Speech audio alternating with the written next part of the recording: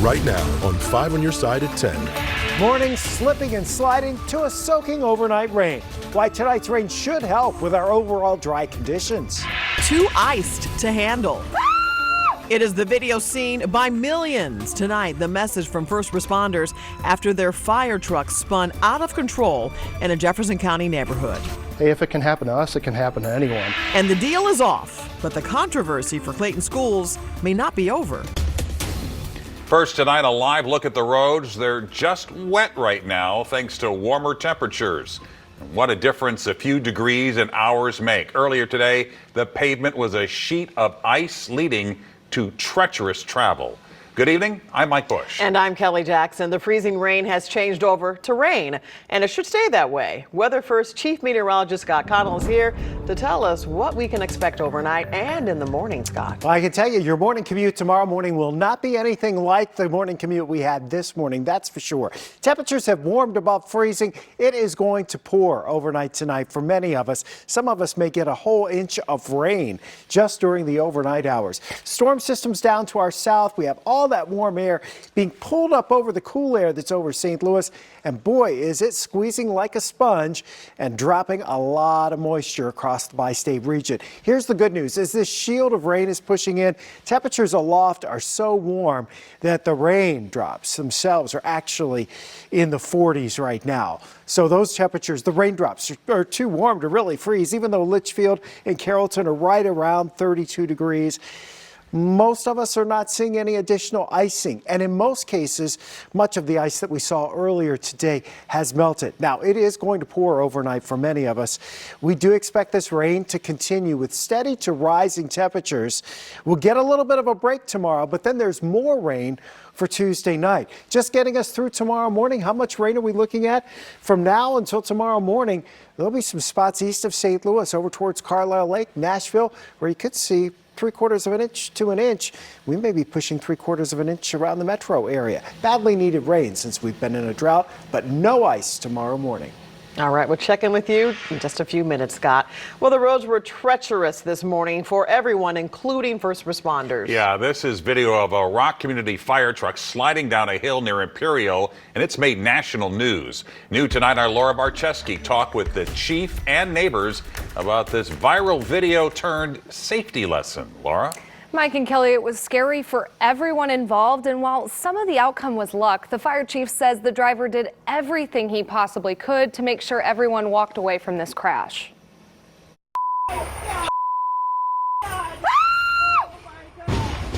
Neighbors saw the fire truck weighing more than 56,000 pounds barrel down the ice-covered hill near Imperial, meeting the same fate as the driver they were called out to help. Right at like 7 o'clock. So we woke up to a loud crash. The blue Chevy Cruze crashed into my car and then was lodged on top of the fire hydrant and electrical box. So we advised her to get out of her vehicle, come over, to safety on the porch. Caitlin Boise says they then called 911, and while they were waiting, a pickup truck slid down the hill on Parkside Place, followed by the Rock Community fire truck, which slammed into the blue car before sliding into the grass, narrowly missing the tan house. We were immediately running over to check on them. If it wasn't for the blue car already being lodged in front of the tree and on the fire hydrant, I do think that the fire truck would have flipped once it hit the tree. So in all honesty, it turned out okay. He was a really great driver. So Rock Community Fire Chief Kevin Wingbermuley says his drivers have more than 240 hours of training, and it paid off on Monday. So although it happened really quickly, they did have a few seconds, and that's what they're trained to do, is to stay calm and think on their feet. And he made some adjustments to the truck. He had an exit plan, or a plan B, if you would, to avoid further damage. The chief says the truck even had tire chains in place to try and prevent as much sliding as possible. But no one was going to be invincible in this situation, making it a safety reminder for all. Hey, if this stuff can happen to us in a 50,000 plus pound truck, it can happen to anybody. And people really need to remind themselves of that when they get out in these hazardous conditions, that in a split second, a lot of things can change. The chief tells me they actually didn't have to respond to as many crashes today as they had with similar events like this previously, and we're grateful many people were able to stay off the roads. Kelly. Amazing, amazing story. Thank you, Laura. Many drivers had a hard time staying on the road all morning. That includes a St. Louis City salt truck that slid into a grocery store that's on North Broadway. We were told no one was in the building at the time and the driver was sent to a hospital. The icy roads this morning caused a Metro bus driver to slide into several parked cars in South St. Louis. This was at Cherokee and Gravois. We don't know if anyone was hurt. Metro did suspend services for a time this morning. And in St. Charles County, 2 semis jackknifed on Interstate 70 in Wentzville. Crews got them straightened out and reopened the interstate. There were no reports of injuries. And here's a live look at St. Louis Lambert International Airport. All runways are back open tonight. We just checked, and there are still a few delays and cancellations. It was a different story this morning when all flights were halted at one point due to icy runways. New tonight, investigators still piecing together a fire that killed 2 people at an East St. Louis boarding house. It happened early Saturday morning on North 13th Street. 5 on your side's Robert Townsend tells us what he's learned about the victims. 1 minute, Wayne Wallace was sound asleep, but in a flash, the fire department was beating him. I wanted to get out. I thought it was my house. Once outside, he saw the boarding house next door was on fire. Investigators say the flames swept through the building around 5 Saturday morning. But yeah, it was scary. It was very scary. Yeah, it was a very big fire. He says 3 men and 1 woman lived at the boarding home that quickly went up in flames. When I jumped up on my bed and looked out, I can see the flame from the reflection from the house across the street. Wallace says before firefighters arrived, a young guy in his 30s jumped out of a second-story window, and another man, possibly in his 60s, got out in the nick of time. The guy jumping out the window, he just got out the hospital, and then the old man, they got out the side door. God praise him because he's on a cane. But the news wasn't good for a third man and woman. Wallace tells me the woman was initially outside, but then he says she ran back inside this burning building to try to save her trapped friend, but sadly, both died. She was a nice lady, help anybody. He was a cool guy. He was pretty nice. I met him a couple of times. He was a pretty nice. He was outgoing. He was a pretty good guy. Man, all my love go out to their families, man. That from a neighbor who wishes this never happened. Every time I come home, I'm traumatized because I got to look at that and know that people died next door to me. That's unfortunate. In East St. Louis, Robert Townsend, 5 on your side. Right now, investigators don't know what caused the fire or if the building had smoke alarms. The Red Cross will help the 2 survivors. Tonight, the controversial sale of the Caleres headquarters site to the Clayton School District is now a no-go. 5 on your side's Andy Kroll spoke with developers, community leaders, and the district about what comes next. Annie. Well, the Clayton School District announcing today in an email their final decision to not sign off on the purchase of the prime 9-acre real estate to make what they call an empowerment campus. The Clayton School District announcing Monday it will not purchase the Caleres headquarters land for almost $21 million. Clayton School District saying in a letter, although a significant number of attendees at last week's public forum expressed reservations about the acquisition, we also received strong support for moving forward with the purchase. In the meeting that was held with the citizens, it appeared to me and many of the rest of us that every single board member had a different view for what was going to be happening to that property. Vocal opposition during a Board of Education meeting last Wednesday about transforming the 9 acres on Maryland Avenue into an empowerment campus. Where are the students coming from in the next 10, 15, 20 years is my question. So thank you, and be aware that pushing this through, as you definitely seem poised to do, there doesn't seem to be any evidence that you're changing your mind, is going to poison the relationship with a community for decades to come. Developer Michael Steinberg, involved in planning for potentially an office and entertainment space there, said he's glad a decision was finally made. The city and school district didn't want to lose potentially hundreds of thousands of dollars in annual tax revenue through future retail and residential development. Former Mayor Linda Goldstein called the acquisition unwise, hoping for commercial development in the area. I hope that our community gets back to normal. You know, we don't usually have this much controversy.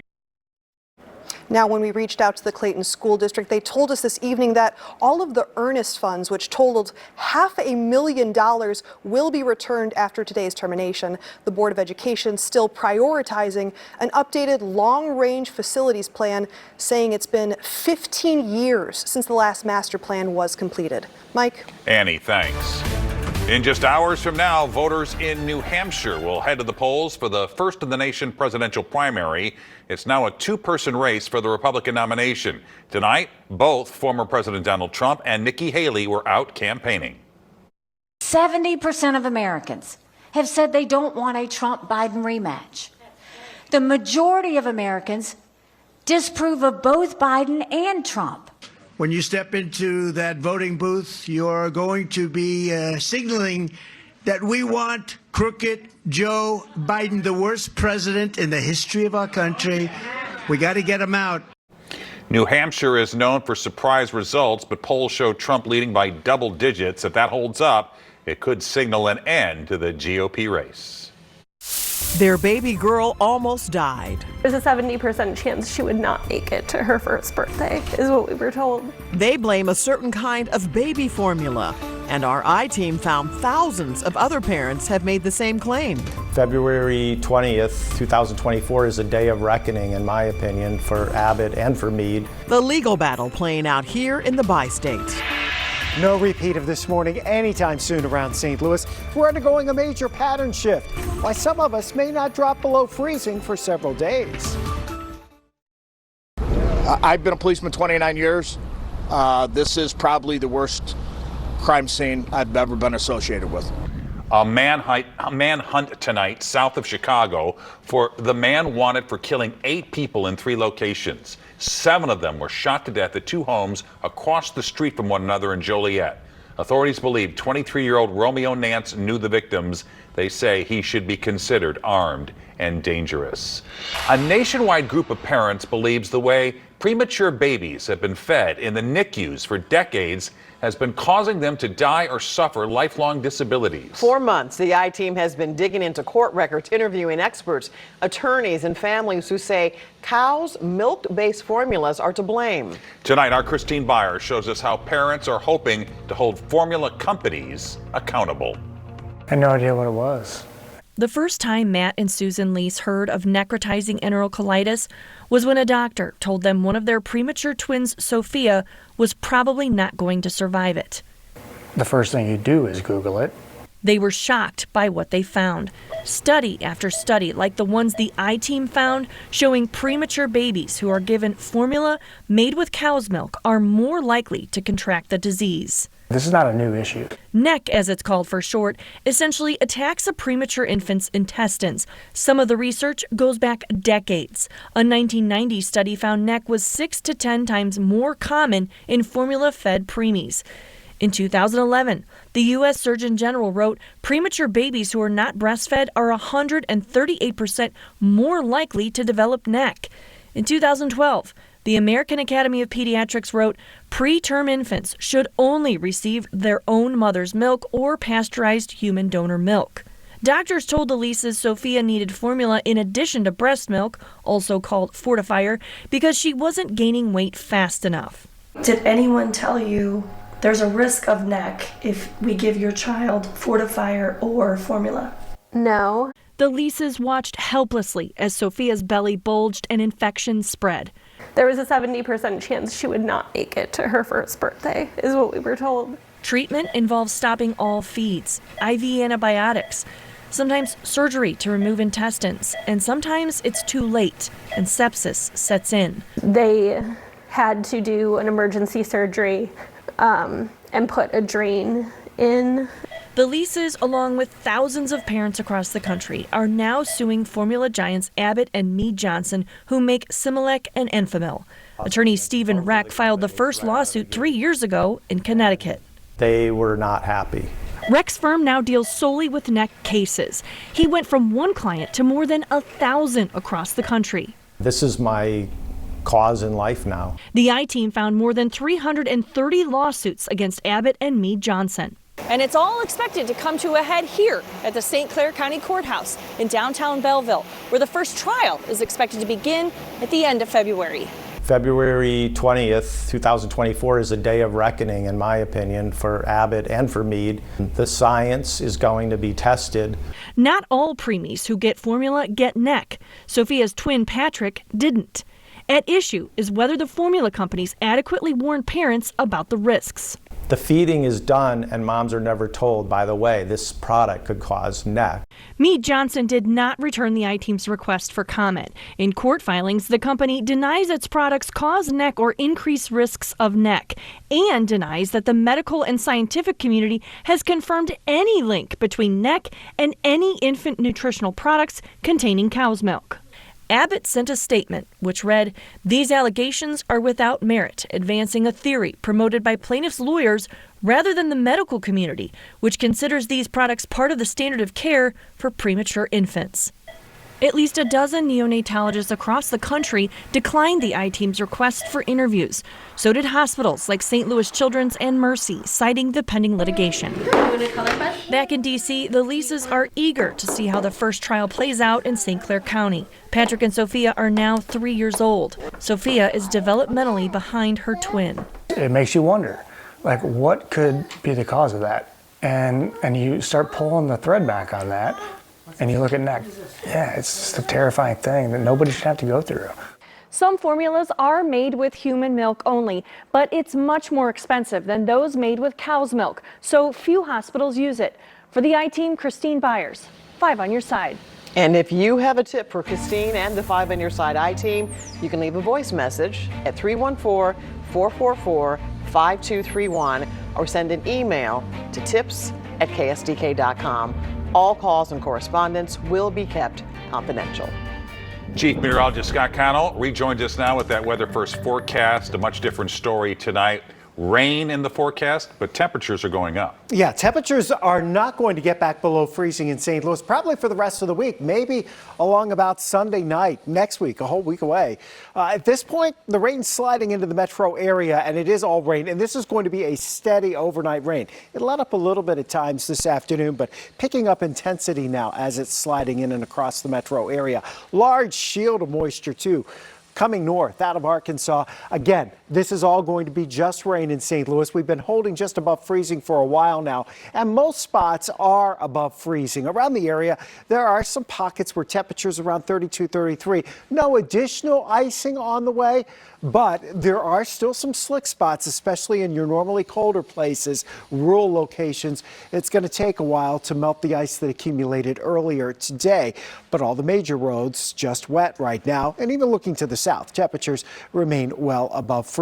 A little closer into the metro, here's some heavier rain down 44 coming up from Jefferson City back down towards Rolla to Sullivan. It's sliding to the northeast. Some of this heavier rain is going to press right over the metro area and into the metro east as well. Some of us getting a half an inch to close to an inch of rain before this thing settles down later on tonight. How about how slick it was? This was through the screen. Nancy shared this picture with us on our 5 on Your Side Weather Watchers Facebook group. About a 1/10 of an inch or so of ice at the Weather Service office. They measured 0.06 of an inch. If you flattened it out just on the ground, it was about a 1/10. But the big impact, fortunately for us, we're not dealing with power outages. We're not dealing with trees falling all over the place. It was that treacherous travel and the slips and falls. How about this pretty shot from Lois up in Lincoln County? Lincoln and Pike counties, as well as Macoupin and Montgomery counties, Jersey and Greene counties. You saw some pretty intense icing there for a while today, but fortunately temperatures continue to warm across the area at this hour. St. Louis coming in with 36 degrees. That's our high. 30 was a low this morning. We're about 0.4 of an inch of rain into this. Let's show you the rest of the night. Here it comes, more rain. Really picks up towards 1, 2 o'clock, and then it lets up as we head towards 6 o'clock. Most of the morning tomorrow, well, first of all, it won't be anything like what we had this morning.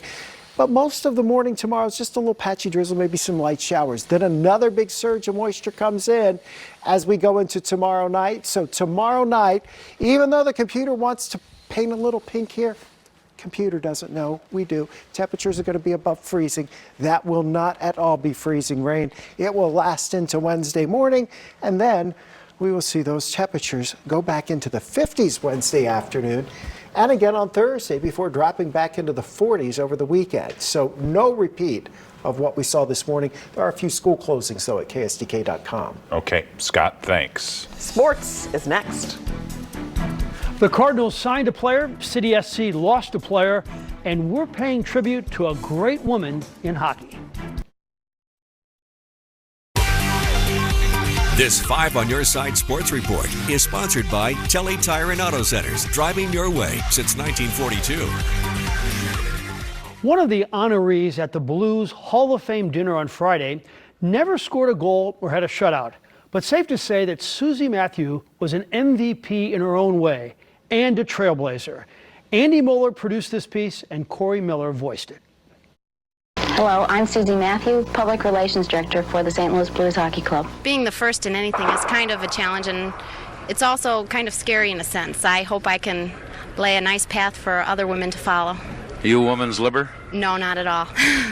The Blues were a big part of my life. I met my husband there. All 3 of my children were born while I was there. You know, I can tell you right now, I'm not sure I would be who I was without her because, you know, she took care of me like my second mother. Comes to Hull again. Oh, the nice move on Hood of the shot. He scored! Brett, you got a second? I don't want to get in trouble. What is the most TV appropriate story you can share with us about Brett Hull?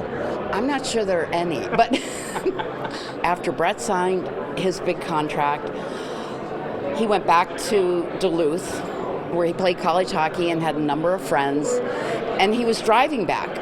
Great, but I couldn't reach him for 2 days. I got a phone call from Tom Ryther, who was with the NBC affiliate in Minneapolis, saying, was Brett in a car accident?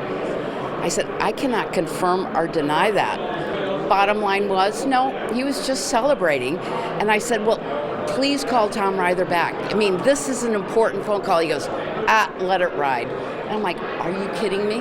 That was the beginning of our relationship. Over to Hunter, who shoots, block, Wickenheiser scores!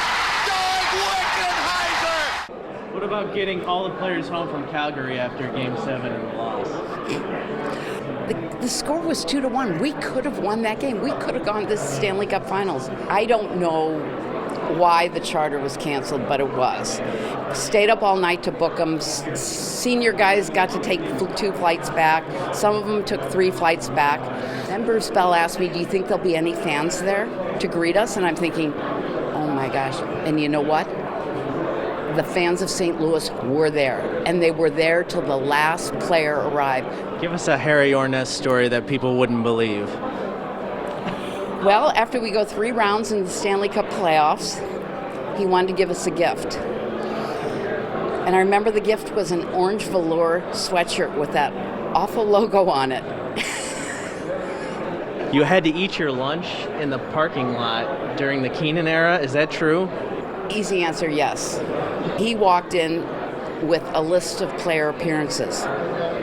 And he said, this is why you've never won the Stanley Cup. I mean, it was what you expect of players in this community. They give back to this community. And if that's the reason we've never won a Stanley Cup, I don't think that's my kind of team anymore. If there's anyone more deserving of an honor she's getting tonight, you let me know. And it was a family, so it's like this is what a family does. They celebrate each other. So I'm very honored. What a spectacular lady. One of the honorees at the Blues Hall of Fame dinner, Susie Matthew. All right, let's talk a little baseball. Tommy Edman and the Cardinals avoided going to arbitration by agreeing on a 2-year contract. He led the team in stolen bases and smacked 13 home runs. While Edman is staying, Miguel Perez is leaving. City SC is loaning Perez to the Birmingham Legion of the 2nd Division of the USL Championship for the season. City SC retains the right to recall him at any time. What a great woman Susie Matthew is. The story she has to tell. She really was fantastic. It was great dealing with her back in the sports days. And, man, to get to Brett Hull, you got to go through Susie Matthew back in those days. Yep. All right, well, Grand Theft Tumbler, the trove of stolen Stanleys found in one woman's trunk. Stanley tumblers are one of the hottest items out there, but take a look at this haul of hot viral mugs. Police in California say they found 65 stolen Stanleys stuffed in a car. It's about $2,500 worth. A 23-year-old woman was arrested for grand theft. Police say she was spotted walking out of a nearby store with a cart full of the coveted cups.